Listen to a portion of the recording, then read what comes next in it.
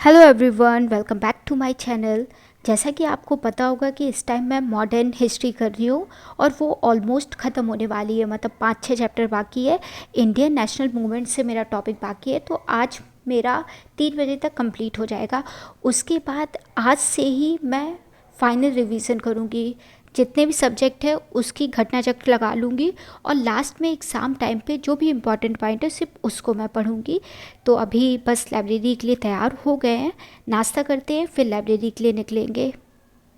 मैं लाइब्रेरी 11 बजे पहुंचती हूँ।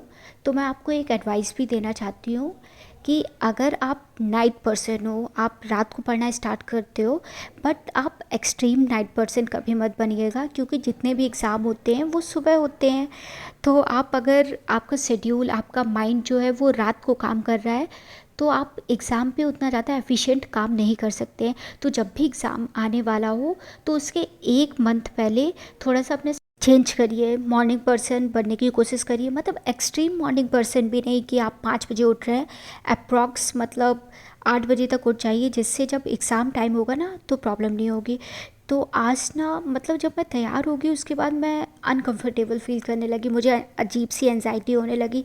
तो मेरा मन हुआ कि मैं लाइब्रेरी ना, बट मुझे पढ़ाई भी करना था। पहले मैंने फिर अपने आप को नॉर्मल किया, 10-15 मिनट तक आराम से मैं लेट गई थी।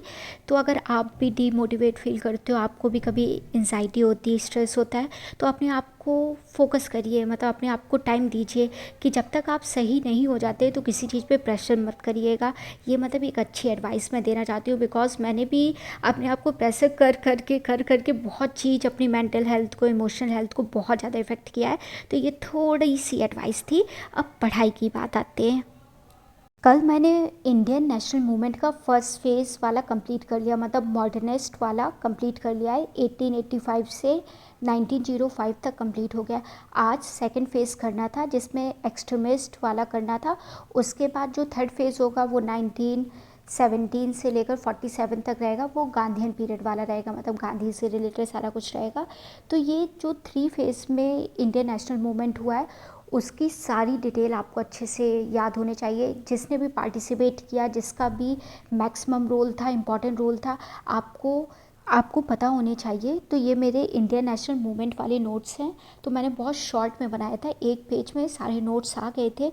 उसके उसके बाद थर्ड फेज़ वाला नेशनल मूवमेंट स्टार्ट करते हैं, जिसको गांधीयन एरा भी बोलते हैं, क्योंकि गांधी जी का बहुत ज़्यादा रोल है। तो आपको सारे मूवमेंट्स पता होने चाहिए। मतलब ये चैप्टर बहुत ज़्यादा इंपॉर्टेंट है, ज़्यादातर क्वेश्चन इसी से रिलेटेड आते हैं। तो इस टॉपिक को बहुत ज़्यादा क्लियर करिएगा मॉडर्न इंडिया में। अब मैं लास्ट टाइम आपको हिस्ट्री के नोट्स बता देती हूँ, क्योंकि इसके बाद हिस्ट्री कंप्लीट हो जाएगी, मैं फाइनल रिवीजन करूँगी। तो आपको सोर्सेज ज़्यादा नहीं बताऊँगी, बट लास्ट टाइम मैं आपको सारी सोर्सेज बता देती हूँ। तो मैंने अन अकेडमी से कोचिंग ली थी और अन अकेडमी में मैंने प्रतीक नायक सर से पढ़ा था। उसके बाद मैंने तमिलनाडु से एंशियंट और मेडिवल भी कंप्लीट किया है और मॉडर्न भी मैंने तमिलनाडु की बुक से किया है। उससे पहले मैं मॉडर्न को स्पेक्ट्रम से भी कंप्लीट कर चुकी थी, बट मैंने स्पेक्ट्रम की फ़र्स्ट रीडिंग ली थी। और इस साल मैंने डिसाइड किया कि मैं यूपीएससी नहीं दूंगी, तो इस वजह से मैंने स्पेक्ट्रम से ना पढ़ के सिर्फ तमिलनाडु की बुक से पढ़ा है, उतना काफ़ी है।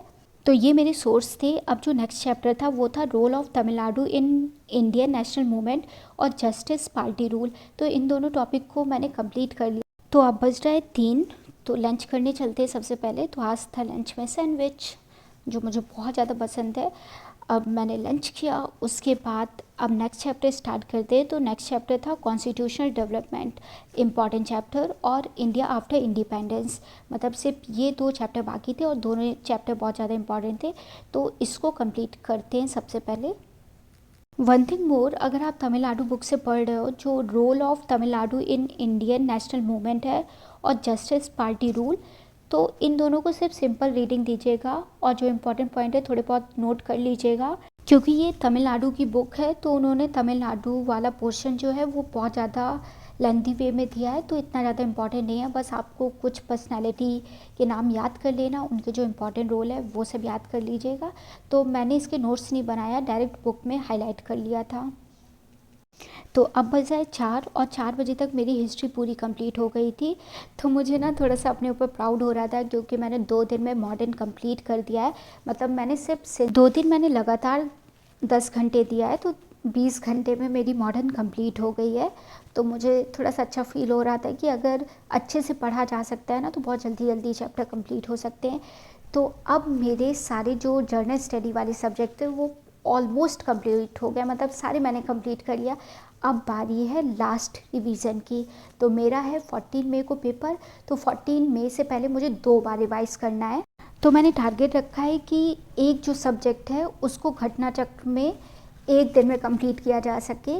वैसे जिस हिसाब से मतलब घटना चक्र के पेजेस हैं, लगता तो नहीं है कि 1 दिन में कंप्लीट हो सकता है, बट मैं पूरी कोशिश करूँगी क्योंकि दिन भी ज़्यादा बाकी नहीं रह गए हैं और 7 सब्जेक्ट हैं, तो एक एक दिन में कंप्लीट करना पड़ेगा कैसे भी करके, क्योंकि 2 बार रिवाइज़ करना है। तो यहाँ पे मैं क्वेश्चन लगा रही हूँ। वैसे घटना चक्र में जो टॉपिक स्टार्ट होता है उससे पहले समरी दी जाती है, तो मुझे अब समरी नहीं पढ़नी है क्योंकि मैं ऑलरेडी रिवाइज़ कर चुकी हूँ। तो डायरेक्ट क्वेश्चन लगाते हैं और बहुत जल्दी जल्दी लगाएंगे। जिसमें डाउट होगा उस टॉपिक को मैं दोबारा रिवाइज़ करूँगी। तो ऐसा मेरी स्ट्रैटेजी है घटना चक्र लगाने की, और मैं जितनी स्पीड में कर सकती हूँ उतनी स्पीड में करूँगी, मतलब रिटेन भी कर सकूँ और जल्दी जल्दी भी ख़त्म कर सकूँ। तो ऐसा टारगेट रखा है। तो आज मैंने ड्रेनेज सिस्टम वाला तक कंप्लीट कर लिया, मतलब आज मैंने गंगा, ब्रह्मपुत्र और साउथ की जो रिवर थी उसको कंप्लीट कर लिया, और जो अदर रिवर थी, छोटी छोटी जो भी स्मॉल रिवर्स हैं, वो वाला टॉपिक बाकी था, तो उसको कल से स्टार्ट करेंगे। आप लोग हमेशा प्रीवियस ईयर पेपर और घटना चक्र या फिर कोई भी टेस्ट सीरीज़ है वो तभी लगाइएगा जब आपका रिवीजन अच्छे से हो, क्योंकि आप अगर रिवीजन बिना किए टेस्ट सीरीज़ और ये सब लगाएंगे तो आपके स्कोर बहुत ज़्यादा कम आएंगे, आप डीमोटिवेट होगे। बिल्कुल सेम मेरे साथ ऐसा हो चुका है कि मुझे क्वेश्चन लगाना बहुत ज़्यादा पसंद है, तो मैंने क्वेश्चन पहले लगाना स्टार्ट कर दिया जिसकी वजह से बहुत कम मार्क्स आ रहे थे, बट मैंने अब रिवीजन करना स्टार्ट कर दिया। तो जो भी मार्क्स मेरे इम्प्रूव होंगे वो मैं आपको बताऊँगी।